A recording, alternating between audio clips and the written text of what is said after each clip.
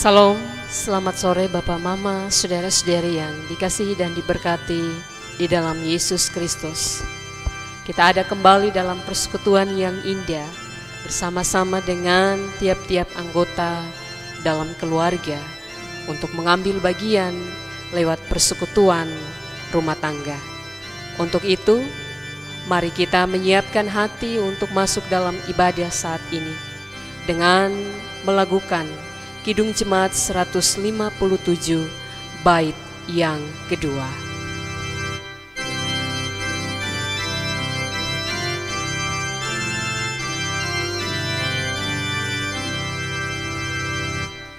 Syukur, pujian dan sembah kepada Dia, angkatlah yang mati bagi kita. Ikutlah Dia yang menang, pikulah salib dan beban dengan bersukacita.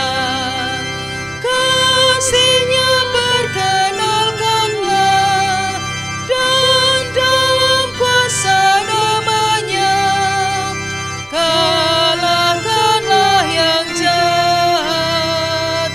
Ingat darah-Nya yang kudus yang bagi Allah Bapamu berharga tinggi amat. Mari kita menaikkan doa. Segala puji kami panjatkan hanya kepada Engkau Tuhan, yang telah memimpin dan menuntun kami, bahkan mengumpulkan kami sebagai anggota-anggota dalam satu persekutuan untuk mengambil bagian lewat persekutuan yang indah dalam tiap-tiap rumah tangga.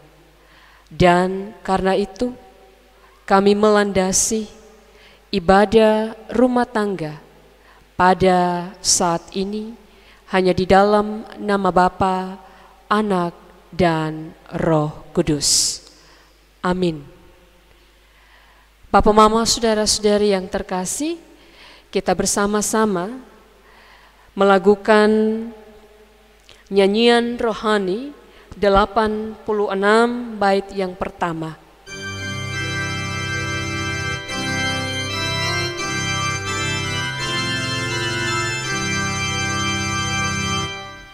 Tahanlah dan berjuang terus dalam perjuangan kudus. Kristuslah pokok kuatmu dan kemenanganmu tentu. Lewat persekutuan yang indah ini kita akan melengkapi kebersamaan kita dengan membaca dan merenungkan kebenaran firman Tuhan yang dipilih dari Perjanjian Lama, Kitab Kejadian pasal 16 ayat 1 sampai dengan ayat yang ke-16. Namun sebelum kita membaca, mendengar dan merenungkan, mari kita meminta pimpinan Allah. Kita berdoa. Tuhan yang baik, yang selalu dan senantiasa melengkapi kami di setiap saat dan setiap waktu, kami datang kepadamu.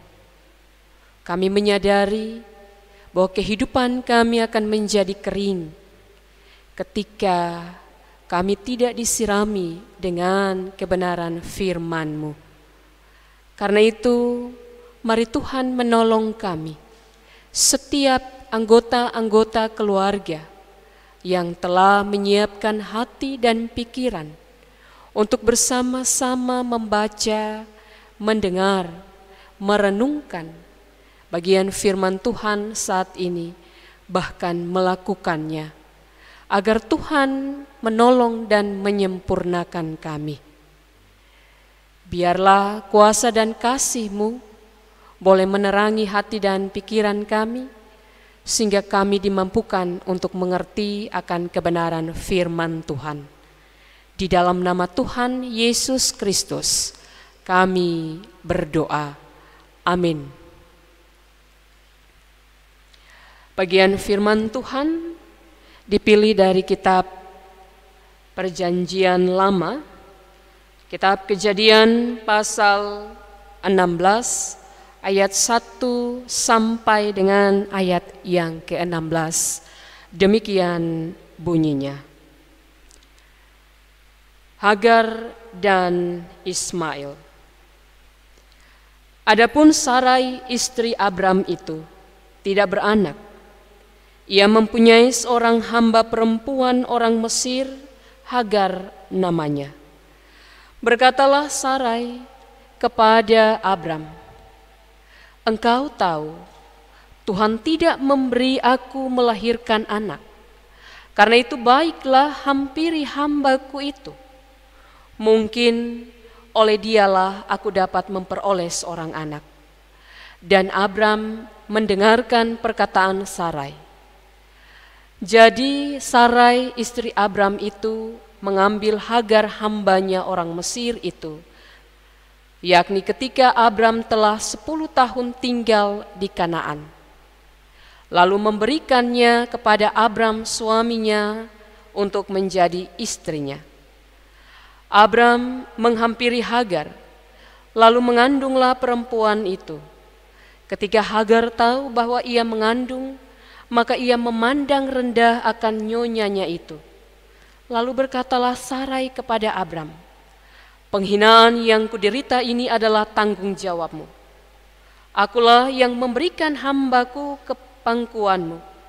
Tetapi baru saja ia tahu bahwa ia mengandung, ia memandang rendah akan aku. Tuhan kiranya yang menjadi hakim antara aku dan engkau. Kata Abram kepada Sarai, "Hambamu itu dibawa kekuasaanmu. Perbuatlah kepadanya apa yang kau pandang baik." Lalu Sarai menindas Hagar sehingga ia lari meninggalkannya. Lalu malaikat Tuhan menjumpainya dekat suatu mata air di padang gurun, yakni dekat mata air di jalan ke Syur. Katanya, "Hagar, hamba Sarai, dari manakah datangmu dan kemanakah pergimu?" Jawabnya, "Aku lari meninggalkan Sarai nyonyaku." Lalu kata malaikat Tuhan kepadanya, "Kembalilah kepada nyonyamu, biarkanlah engkau ditindas di bawah kekuasaannya." Lagi kata malaikat Tuhan kepadanya, "Aku akan membuat sangat banyak keturunanmu, sehingga tidak dapat dihitung karena banyaknya." Selanjutnya kata malaikat Tuhan kepadanya, "Engkau mengandung dan akan melahirkan seorang anak laki-laki dan akan menamainya Ismail. Sebab Tuhan telah mendengar tentang penindasan atasmu. Seorang anak laki-laki yang lakunya seperti keledai liar, demikianlah nanti anak itu. Tangannya akan melawan tiap-tiap orang, dan tangan tiap-tiap orang akan melawan dia, dan di tempat kediamannya ia akan menentang semua saudaranya." Kemudian Hagar menamakan Tuhan yang telah berfirman kepadanya itu dengan sebutan, "Engkaulah El Roi," sebab katanya, "Bukankah di sini kulihat Dia yang telah melihat aku?" Sebab itu sumur tadi disebut orang sumur Lahiroi, letaknya antara Kadesh dan Beret. Lalu Hagar melahirkan seorang anak laki-laki bagi Abram, dan Abram menamai anak yang dilahirkan Hagar itu Ismail. Abram berumur 86 tahun ketika Hagar melahirkan Ismail baginya. Demikianlah jauh pembacaan bagian firman Tuhan bagi kita semua. Dan yang berbahagia adalah setiap kita yang telah membaca, mendengar, dan hendak merenungkan serta melakukan firman Tuhan ini dalam kehidupan kita hari lepas hari. Hosiana. Hosiana, Hosiana, Hosiana.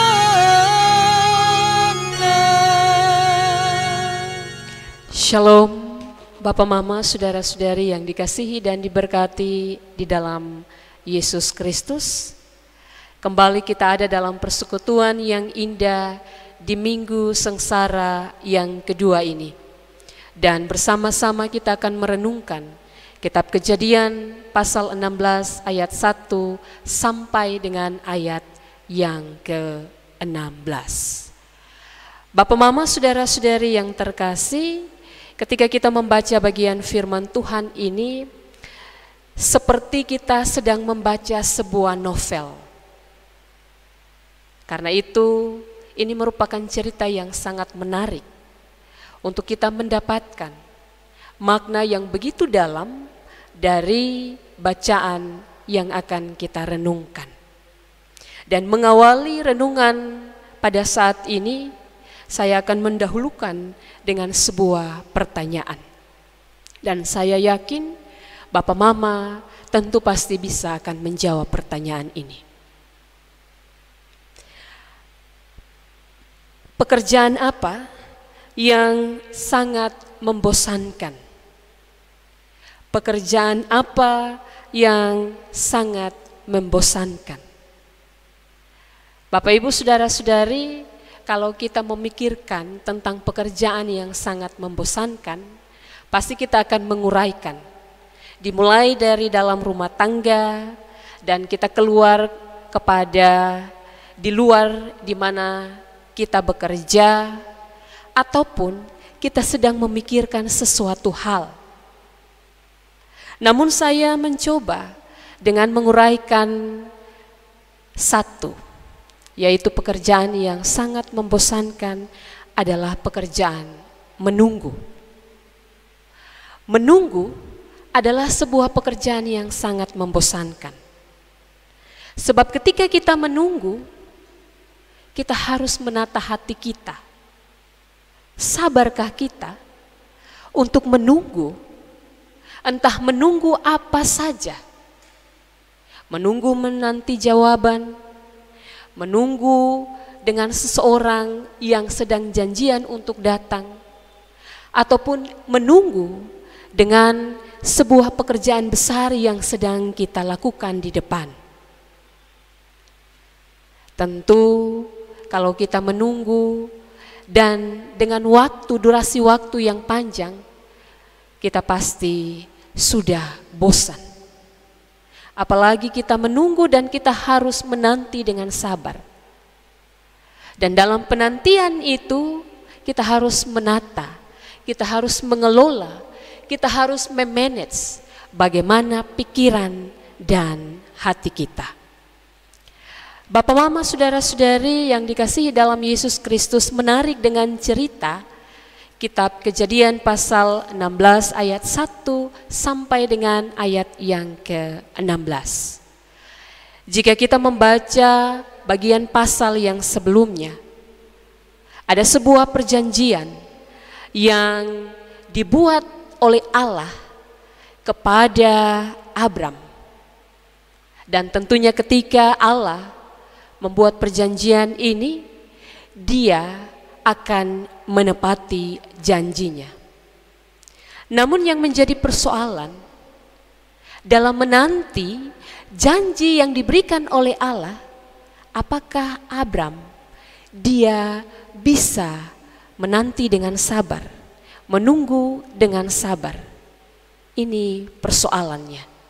Dan persoalan itu terjawab dalam Kitab Kejadian pasal 6 ayat 1 sampai dengan ayat yang ke-16. Bapak Mama, saudara-saudari, kaitannya dengan perjanjian bukan istri dari Abram tidak tahu. Bukan Sarai dia tidak tahu bahwa ada janji yang diberikan oleh Allah kepada Abram. Dia tahu. Namun persoalannya adalah dia tidak bisa menanti lama. Sebab apa? Sebab dia menyadari kondisinya sebagai seorang perempuan yang sudah mati haid, yang sudah fisiknya menurun, apalagi dalam usia yang sudah lanjut. Secara manusiawi masuk akal jika Sarai berpikir demikian. Namun janji ini bukan janji dengan manusia. Janji ini adalah janji Allah. Karena ini adalah janji Allah, maka menurut manusia itu adalah sesuatu yang mustahil. Tapi menurut Allah ini bukan sesuatu yang mustahil.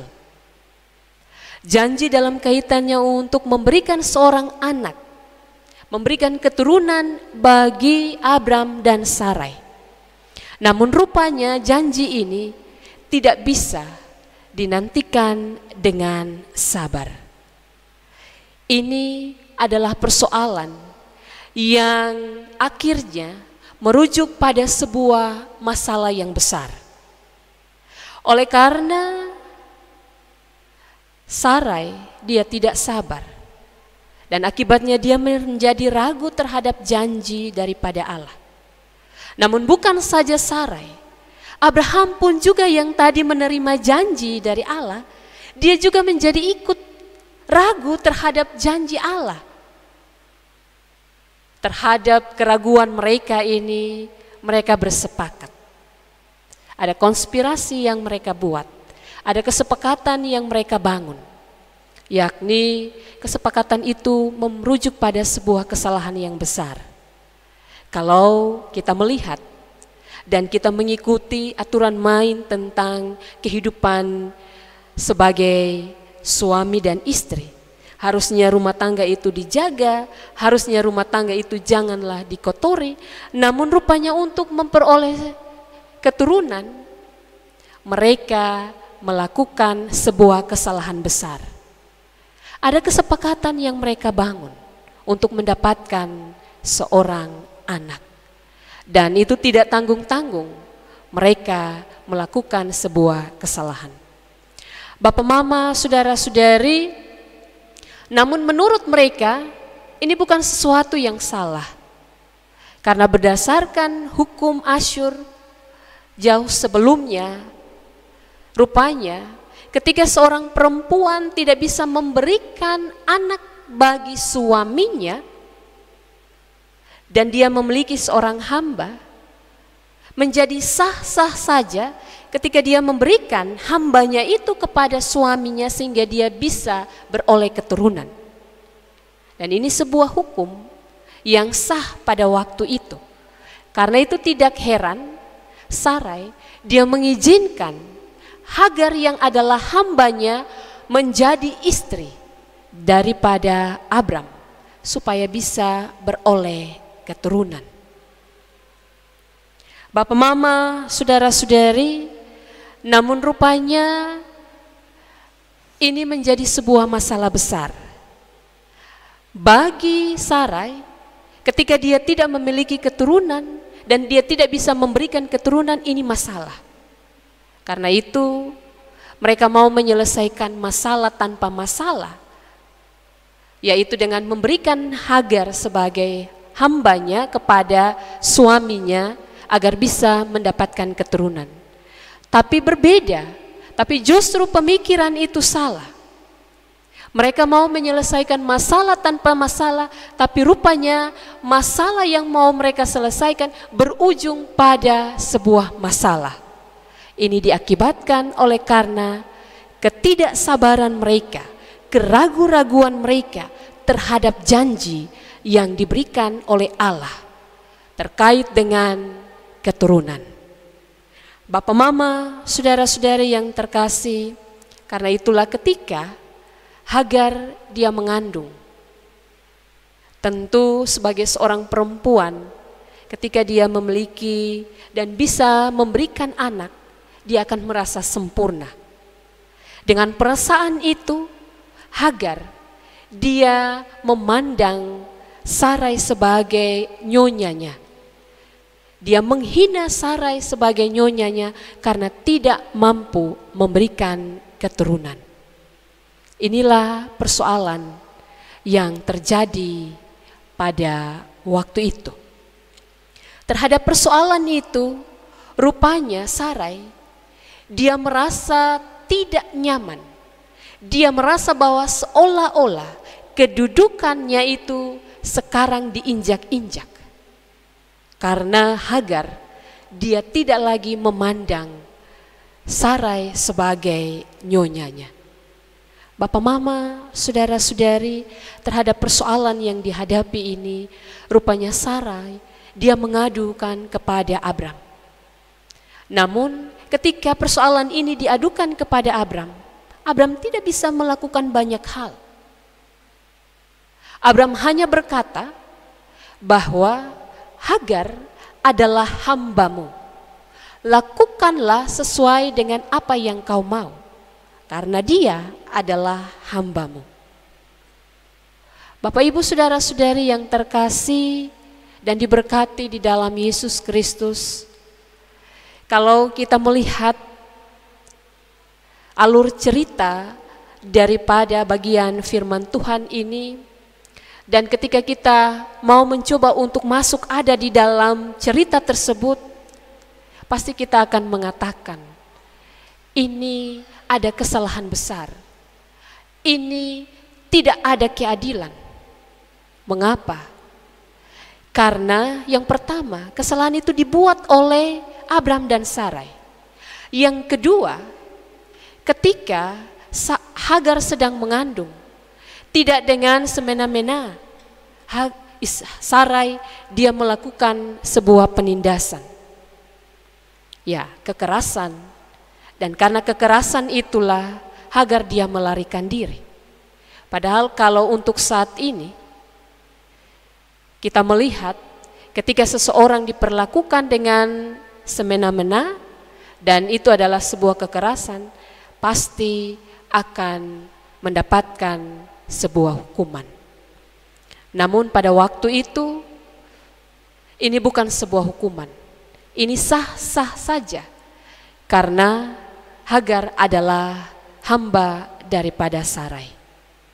Bapak, mama, saudara-saudari yang terkasih dan diberkati di dalam Yesus Kristus, terhadap keadaan ini Hagar dia menjadi seorang yang mendapatkan diskriminasi. Harusnya dia punya hak sebagai seorang manusia. Harusnya dia diperlakukan dengan baik. Namun keadaan ini di mana ketika dia mendapatkan perlakuan yang tidak baik, itu pun juga karena apa yang dilakukan oleh dia. Tentu saja perlakuan yang kita buat dan itu adalah sebuah kejahatan, pasti kita akan mendapatkan hukuman yang setimpal. Namun terhadap keadaan itu, Allah melalui malaikat Tuhan, dia tidak membiarkan Hagar ada di dalam sebuah keadaan yang sedih dan merasa susah dengan kondisi yang sedang dia alami. Justru sebaliknya, melalui malaikat Tuhan, Allah menjumpai dia dan berbicara kepadanya serta membuat sebuah janji.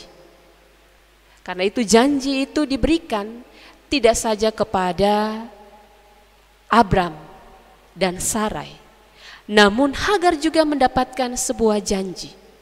Janji di mana dia akan mendapatkan keturunan yang banyak.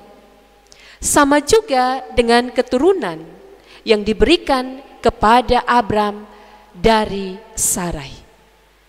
Ada keadilan yang Tuhan tunjukkan melalui peristiwa ini. Namun Bapak, Ibu, saudara-saudari, terhadap keadaan ini sebenarnya mengingatkan kepada setiap kita bahwa apa yang kita lakukan ataupun pikiran perbuatan jahat yang kita lakukan kepada orang lain, lama kelamaan kita pun juga akan mendapatkan keadaan yang sama. Dan itu dialami oleh Hagar. Apa yang dibuatnya kepada Sarai. Namun bukan hanya itu saja. Melalui bagian firman Tuhan ini mengingatkan kepada kita bahwa ketika kita meragukan kuasa Tuhan dalam hidup kita, dan pada waktu kita menghadapi sebuah persoalan hidup yang berat, pada waktu itu tentu kita akan mengupayakan dengan kekuatan, dengan tenaga, sehingga kita tidak melibatkan Allah. Namun di situ justru persoalan kita tidak akan selesai. Sebab kita ragu. Dan dalam keraguan itu kita mengandalkan kekuatan. Sehingga kita melupakan Allah. Namun belajar dari kebenaran firman Tuhan, sebenarnya ketika Allah menjanjikan keturunan kepada Abram dan Sarai, rupanya mereka adalah orang yang dipersiapkan oleh Allah. Dan dalam persiapan itu Allah memproses mereka untuk menjadi lebih baik. Mengalami sebuah persoalan, berhadapan dengan tantangan. Allah memproses mereka untuk bisa bertumbuh dan menjadi dewasa untuk kehidupan yang ke depan. Oleh karena itu, Bapak Ibu saudara-saudari yang diberkati dan dikasihi di dalam Tuhan Yesus Kristus,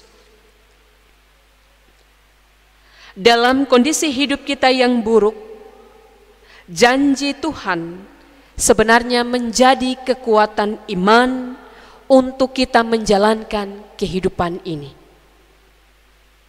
Seperti yang dialami oleh Hagar, dalam kondisi yang buruk, Tuhan hadir dan memberikan kekuatan untuk melanjutkan kehidupannya. Karena itu pertolongan Tuhan itu selalu tepat pada waktunya. Kadangkala sebagai manusia, kita berpikir bahwa Tuhan tidak menolong kita. Dan kita berpikir bahwa waktu saat ini yang kita butuhkan pertolongan. Namun waktu Tuhan dan waktu kita itu berbeda. Tuhan sangat memahami dan mengetahui setiap keadaan kita. Karena itu waktu Tuhan untuk menolong kita sangat tepat. Ia hadir tepat pada waktunya, di mana Dia menjawab dan menolong kita. Karena pada waktu itu kita akan menyaksikan kebaikan dan kemurahan Allah. Lalu bagaimana waktu-waktu sebelumnya? Waktu-waktu sebelumnya adalah waktu di mana Tuhan memproses kita untuk menjadi dan bertumbuh lebih dewasa di dalam iman. Karena itu Bapak Mama, saudara-saudari yang diberkati di dalam Yesus Kristus, kadangkala kita berpikir bahwa sebenarnya dalam kondisi yang buruk saat ini kita membutuhkan pertolongan Tuhan. Karena seolah-olah kita tidak mampu menghadapi persoalan yang sulit. Persoalan dalam rumah tangga kita, menyangkut hubungan relasi kita dengan suami dan istri, orang tua dan anak, kakak dan adik, keluarga dengan keluarga, tetangga dengan tetangga. Kadangkala kita membutuhkan bahwa Tuhan harus datang saat ini. Namun kita lupa bahwa sebenarnya ketika kita menginginkan Tuhan datang dan Tuhan belum juga menunjukkan waktu yang tepat untuk Dia hadir, maka sebenarnya itu proses untuk kita kembali melihat bahwa ini adalah waktu di mana Tuhan memproses kita menjadi dewasa. Menjadi dewasa dalam masa di mana kita menanti. Bapak Ibu saudara-saudari, untuk menjadi dewasa di dalam iman, rupanya itu membutuhkan proses yang sangat lama. Dan itu bukanlah waktu yang harus cepat sesuai dengan keinginan kita. Kalau kita sedang memakai emas dan kita tahu bahwa emas itu dia bisa menjadi sesuatu yang bernilai dan bagus, maka di situ kita harus melihat bahwa proses untuk menjadi emas yang memiliki nilai yang begitu tinggi itu adalah proses yang lama. Dan dalam proses yang lama itu adalah proses yang sangat tidak enak, di mana emas itu harus dibakar, ditempa sehingga menghasilkan sesuatu yang bernilai. Demikian juga dengan kehidupan kita sebagai orang percaya. Kita akan menjadi sebagai orang yang percaya dan beriman dalam kehidupan kita dengan dewasa ketika kita melalui sebuah proses hidup yang melalui ada pergumulan, pergulatan, dan perjumpaan dengan begitu banyak persoalan dalam hidup kita.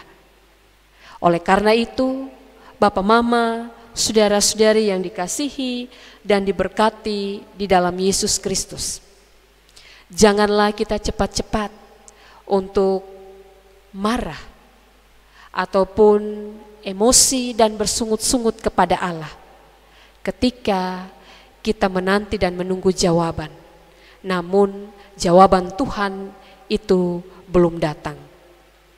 Tetapi haruslah kita ada di dalam sebuah proses mengikuti apa yang Tuhan mau, sehingga kita menjadi seperti emas yang bernilai, berharga, dan menjadi berkat bagi semua orang.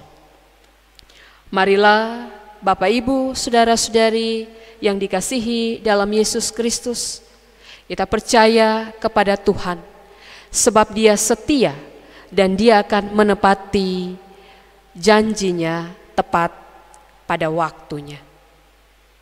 Dan marilah kita berjalan dengan Tuhan, sebab Tuhan akan membawa kita untuk menjadi dewasa di dalam rohani dan semakin bertumbuh di dalam Dia. Tuhan memberkati kita semua. Amin. Bapak, Mama, saudara-saudari yang terkasih, mari kita bersama-sama melakukan Kidung Jemaat 410. Tenanglah kini hatiku.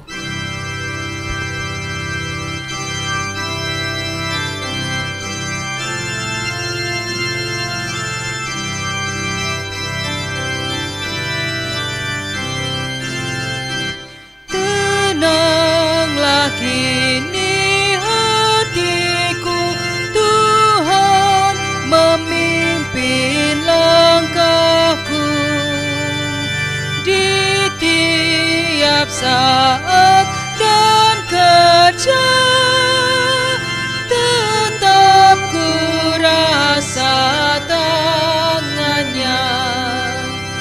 Tuhanlah yang membimbingku, tanganku dipegang teguh, hatiku berserah penuh, tanganku dipegang teguh.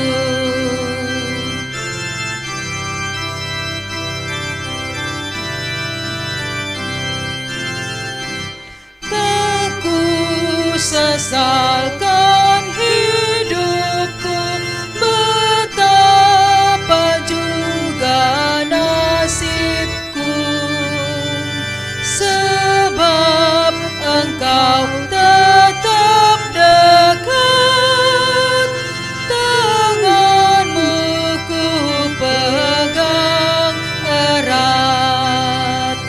Tuhanlah yang membimbingku,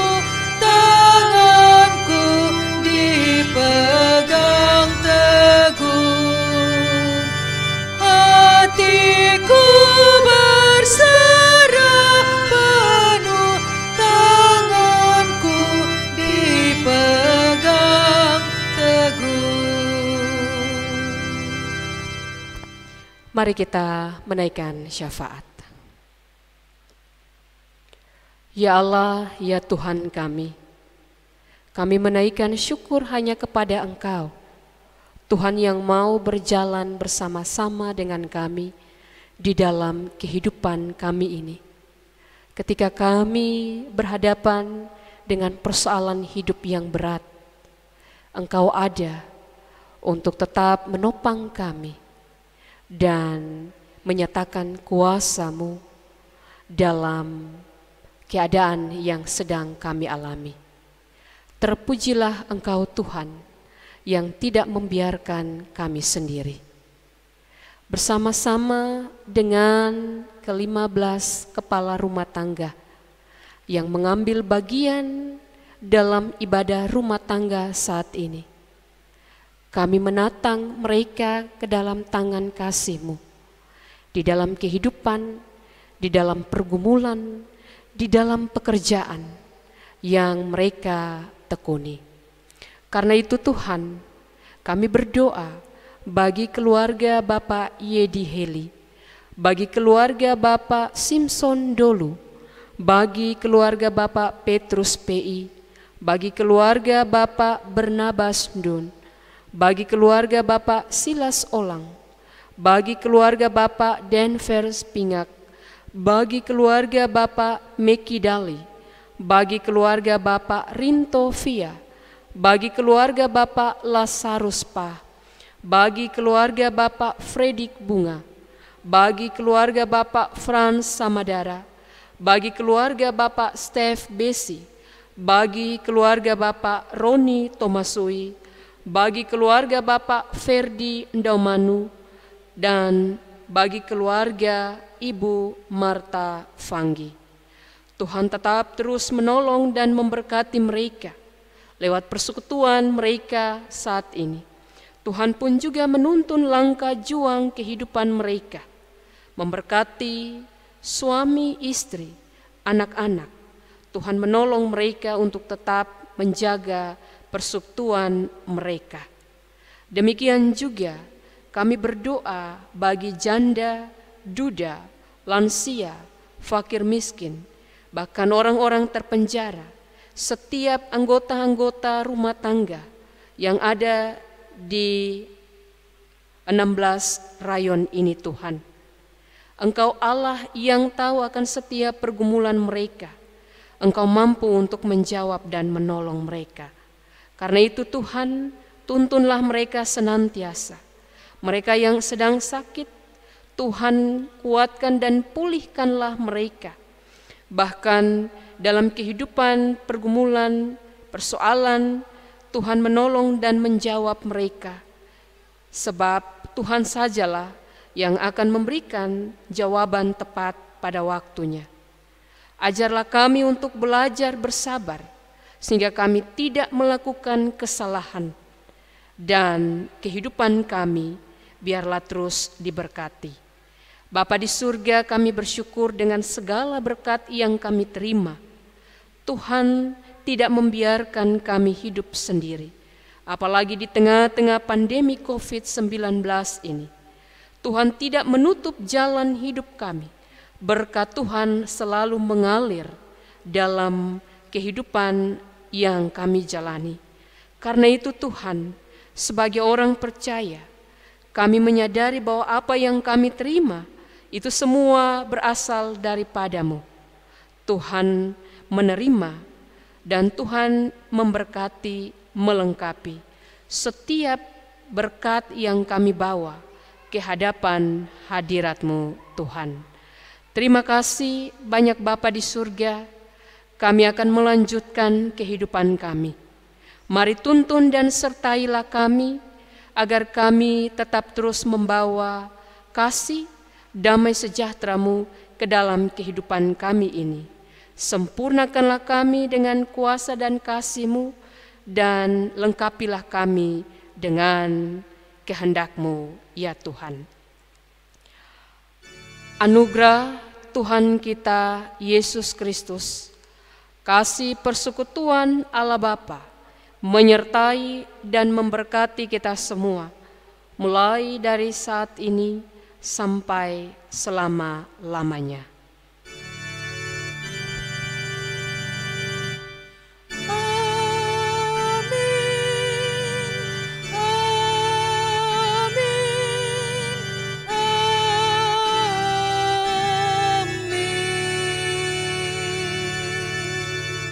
Shalom Bapak Mama, saudara-saudari semua.